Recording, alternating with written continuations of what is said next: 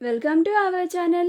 Brahmamudi serial next ఎపిసోడ్లో ఏం జరగబోతోందో ఈ వీడియోలో చూసి తెలుసుకుందాం. రుద్రాణిని మందలించిన ఇందిరాదేవి అసలేం జరిగింది అని తెలుసుకోవడానికి ఈ వీడియోని స్కిప్ చేయకుండా ఎండ్ వరకు చూసేయండి. కావ్య, శృతిలు ఇద్దరు వాళ్ళ పని పూర్తయిపోయిన తర్వాత ఆఫీస్ అయిపోయిందని ఇంటికి కలిసి వెళ్దామని వెళ్తూ ఉంటారు. రాజ్ దొంగచాటుగా నుంచొని కావ్య, శృతిలు ఇద్దరు వెళ్ళారో లేదో గమనిస్తూ ఉంటాడు. అలా వాళ్ళిద్దరూ వెళ్ళిపోయిన తర్వాత రాజ్, అమ్మయ్య, అందరూ ఇంటికి వెళ్ళిపోయారు, ఒక్కళ్ళు కూడా ఆఫీస్లో లేరు, ఇంకా మనమేం చేసినా ఎవ్వరికీ తెలీదు అని అనుకొని తన కావ్య క్యాబిన్లోకి వెళ్తాడు.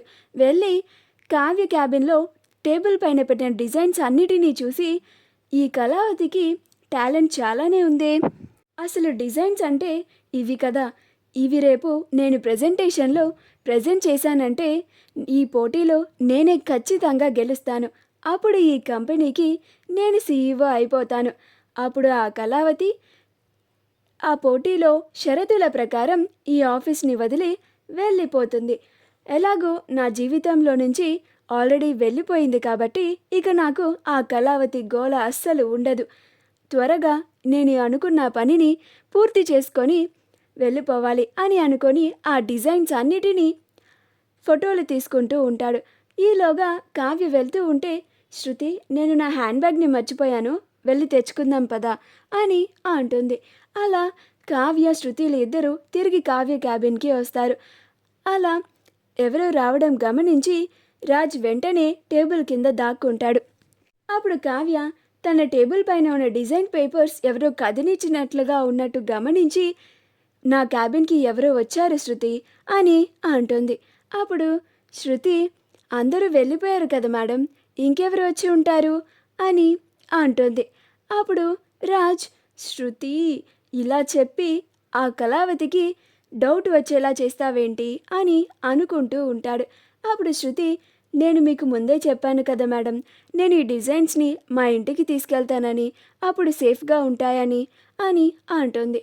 అప్పుడు కావ్య, అది సరేలే కానీ అసలు నా క్యాబిన్లోకి ఇప్పుడు ఎవరు వచ్చారో చూద్దామాగు అని తన టేబుల్ ముందు చుట్టూతా తిరిగి ఎవరు వచ్చి ఉంటారా అని మొత్తం పరిశీలన చేస్తూ ఉంటుంది.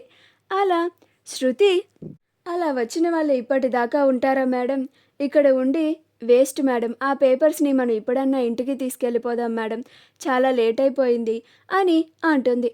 అప్పుడు కావ్య, అలాగే శృతి, ఆ పేపర్స్ని నేనే మా ఇంటికి తీసుకెళ్తానులే అని ఆ డిజైన్ పేపర్స్ని తీసుకొని కావ్య, శృతిలు ఇద్దరు వెళ్ళిపోతారు. రాజ్ కొన్ని డిజైన్ పేపర్స్ని ఫోటోలు తీస్తాడు. అప్పుడు రాజ్ ఆ శృతిని తిట్టుకుంటూ ఉంటాడు. దొంగ మొహంది, లేనిపోని ఐడియాలన్నీ ఆ కళావతికి ఇచ్చి ఇప్పుడు ఆ డిజైన్ పేపర్స్ని కళావతిని ఇంటికి తీసుకెళ్లేలా చేసింది. పోనీలే, ఈ కొన్ని ఫొటోస్ అయినా దొరికాయి కదా, వీటినే రేపు ప్రజెంటేషన్లో ప్రజెంట్ చేద్దాం అని అనుకొని రాజ్ కూడా ఇంటికి బయలుదేరతాడు. రాజ్ ఇంటికి చేరుకున్నాక ఫ్రెష్ అయ్యి భోజనం చేయడానికి డైనింగ్ టేబుల్ దగ్గరికి వస్తాడు. అలా కుటుంబ సభ్యులందరూ డైనింగ్ టేబుల్ దగ్గరికి వస్తారు. కానీ ఒక్క ధాన్యలక్ష్మి మాత్రం భోజనం చేయడానికి రాదు. అప్పుడు కూడా సీతారామయ్య, ఏంటి ధాన్యలక్ష్మి ఇప్పుడు కూడా భోజనం చేయడానికి రాలేదా అని అంటాడు. అప్పుడు ప్రకాశం, దాని గురించి నువ్వు పట్టించుకోకు నాన్న, ఒక 3-4 రోజులు అంతే కోపంగా ఉంటుంది, మళ్ళీ అదే కలిసిపోతుంది అని అంటాడు. అప్పుడు ఇందిరాదేవి, ధాన్యలక్ష్మి కలిసిపోతానన్నా కానీ పక్క నుండి చెడగొట్టే వాళ్ళు ఎక్కువైపోయారు ప్రకాశం అని అంటుంది. అప్పుడు రుద్రానికి డౌట్ కొడుతుంది. ఇదేంటి, ఇండైరెక్ట్గా మా అమ్మ నన్నే అంటున్నట్టుగా ఉంది అన్నట్లుగా చూస్తూ ఉంటుంది. అప్పుడు ఇందిరాదేవి, ఏంటి రుద్రాని, నీకు నా మాటలు సూదుల్లా గుచ్చుకుంటున్నాయా అని అంటుంది. అప్పుడు రుద్రాని ఏం మాట్లాడాలో అర్థం కాక అలానే కోపంగా చూస్తూ ఉంటుంది. కాసేపటికి ధాన్యలక్ష్మి తన గదిలోంచి బయటికి వచ్చి తను వండుకున్న వంటని ప్లేట్లో సర్వ్ చేసుకొని తనే ఒక పక్కన కూర్చొని సోఫాలో తింటూ ఉంటుంది.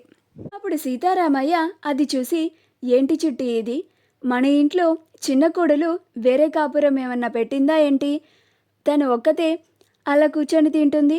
మనందరితో ఎవ్వరితో సంబంధం లేనట్లుగా ప్రవర్తిస్తుందేంటి అని అంటాడు.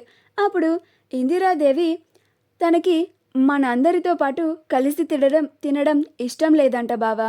తనే వంట చేసుకొని తనొక్కతే తింటుందంట. మనం ఆస్తి పంపకాలు చేసేంత వరకు ఇలానే చేస్తుందంట. ఇలా చేయమని దగ్గరుండి ఎవరు చెప్పారో మరి.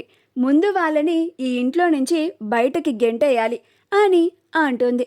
మళ్ళీ రుద్రానికి డౌట్ కొడుతుంది. మళ్ళీ మా అమ్మ నన్నే అంటుందా ఏంటి అని అంటూ ఉంటుంది. అప్పుడు అపర్ణ, అవును మావయ్య గారు, నేను కూడా ధాన్యలక్ష్మికి ఎంత కాకపోయినా నా చెల్లే కదా అని సర్ది చెప్పినా కూడా ఆ మందర ధాన్యలక్ష్మిని ఇంకా బాగా పాడు చేసేసింది.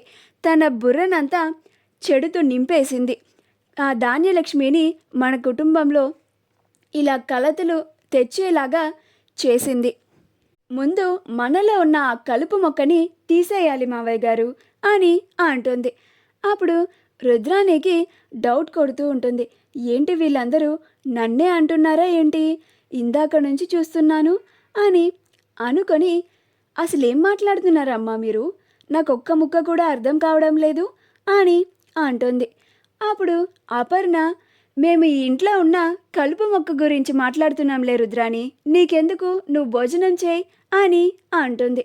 అప్పుడు రుద్రాని, అలా అంటావేంటి వదిన, నేను కూడా ఈ ఇంట్లో ఒక సభ్యురాలనే కదా, నాకు చెప్పడంలో తప్పేమీ లేదు కదా, నాకు చెప్పకూడదా అని అంటుంది. అప్పుడు అపర్ణ, ఈ ఇంట్లో ఉన్న కలుపు మొక్కవి నువ్వే కదా రుద్రాని, ఇంక నీకేం చెప్పమంటావు అని అంటుంది.